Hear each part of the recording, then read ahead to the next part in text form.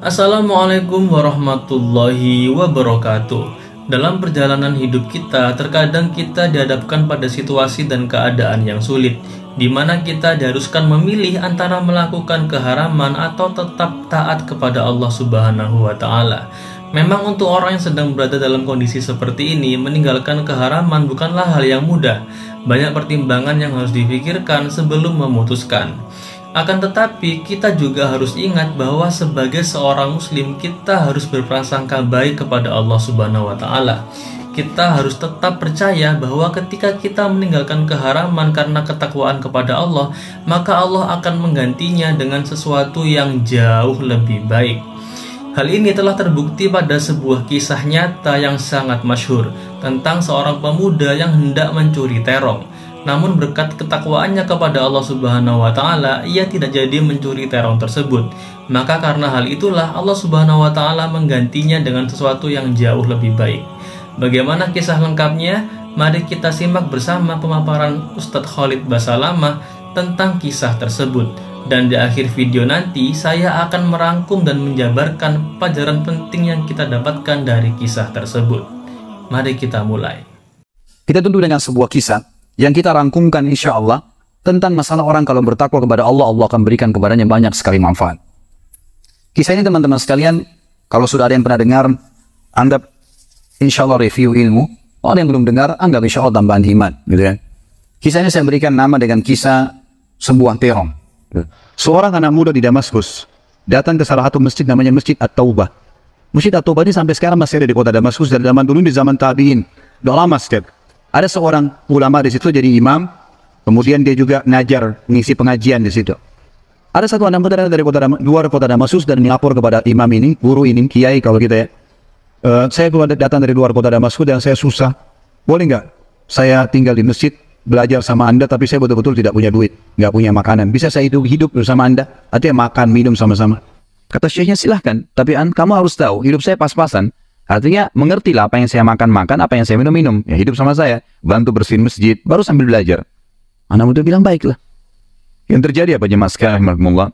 Setelah 3 bulan saya tinggal dengan guru saya ini, saya baru tahu guru saya ini sangat zuhud, luar biasa. Orangnya sangat mendahulukan akhirat dari dunia, gitu kan? Nah, dia kalau ada makanan, dia makan. Kalau nggak ada, dia puasa, dan minta sama orang.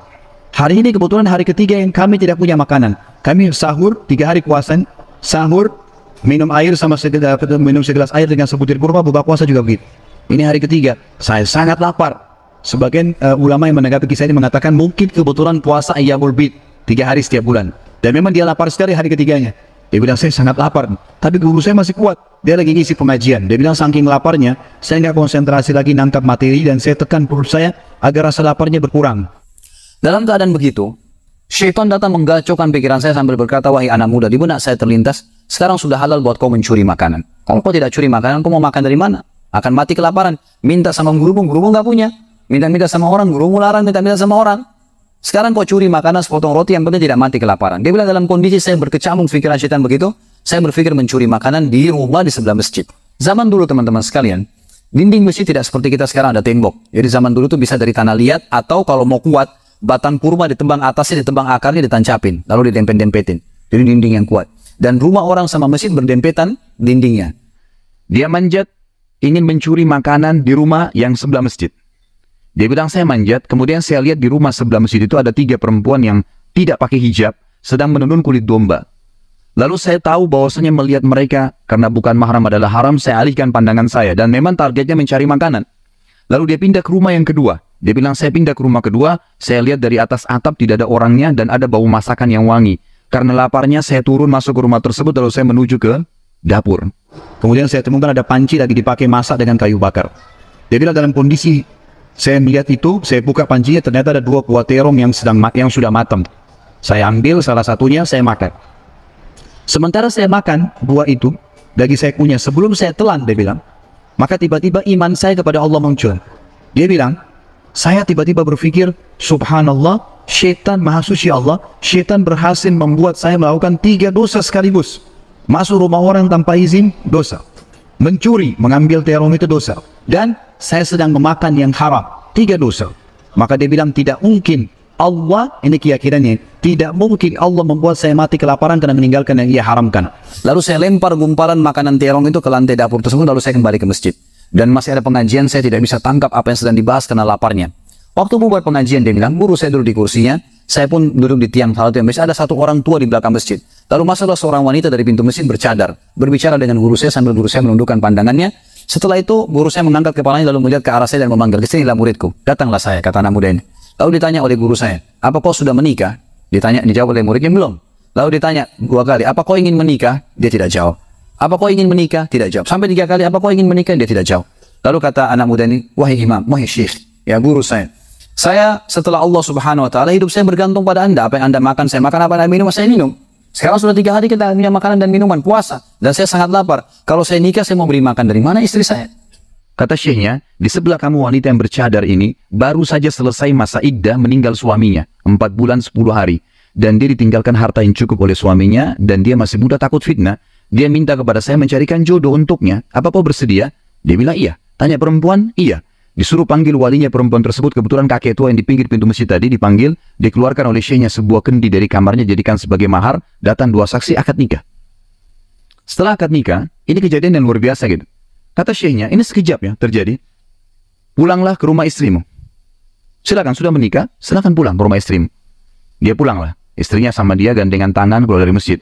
Lewatin rumah pertama yang saya manjat tadi, dia lewatin. Rumah kedua yang saya masuk mencuri, istri saya berhenti. Buka pintunya sambil berkata, masuklah suamiku, ini rumah kita.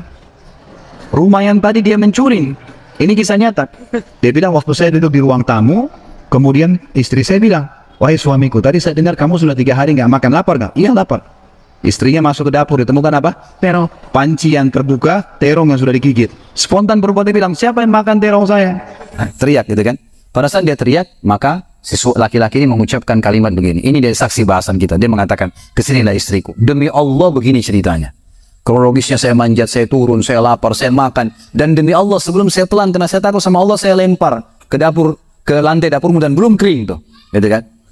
Maka perempuan ini mengucapkan kalimat, saya berharap semua muslimah di belakang sana juga punya iman seperti ini. Kata para ulama, ucapan wanita ini perlu diukir dengan ukiran emas, karena menandakan iman yang luar biasa. Kata dia, wahai suamiku, engkau meninggalkan segumpal makanan haram karena Allah jadikan makanan itu, pancinya, rumah yang dipakai masak, dan saya pemilik rumahnya jadi milikmu sekarang. Allah Azza wa Jalla menggantikan apa yang dia tinggalkan karena haram tadi, itu dengan semuanya, bukan cuma dihilangkan laparnya, dikasih terongnya, pancinya, rumahnya, pemilik rumahnya jadi hak dia. Sabda Nabi SAW, man taraka syai'an lillah abdalahu khairan min. Siapa yang meninggalkan sesuatu karena Allah, Allah akan gantikan yang lebih baik daripada itu. Maka dengan mengenal Tuhan kita Allah Subhanahu wa taala, kita secara otomatis akan mengetahui atau kita akan berbahagia. Orang yang bertakwa kepada Allah diberikan jalan keluar, teman-teman sekalian. Jadi bertakwalah sama Allah, hanya patuh dan tunduk kepadanya. Semua yang baik di mata Allah, semua yang buruk juga di mata Allah SWT. Dan jangan pedulikan urusan dunia ini, jalankan sesuai dengan apa yang Allah SWT inginkan. Allahu a'lam. Alhamdulillah, dari kisah pemuda tersebut dapat kita ambil pelajaran bahwa ketika kita meninggalkan keharaman karena ketakwaan kepada Allah, maka Allah akan menggantinya dengan sesuatu yang jauh lebih baik. Kita juga diingatkan bahwa ketika kita mempertahankan ketakwaan kita pada Allah, maka sebesar apapun masalah kita, pasti akan Allah tolong dan diberikan solusi atas segala masalah yang kita hadapi. Semoga ilmu yang kita dapatkan hari ini bermanfaat, dan semoga Allah menguatkan iman kita supaya kita senantiasa bertakwa kepada Allah. Amin amin ya rabbal alamin. Wassalamualaikum warahmatullahi wabarakatuh.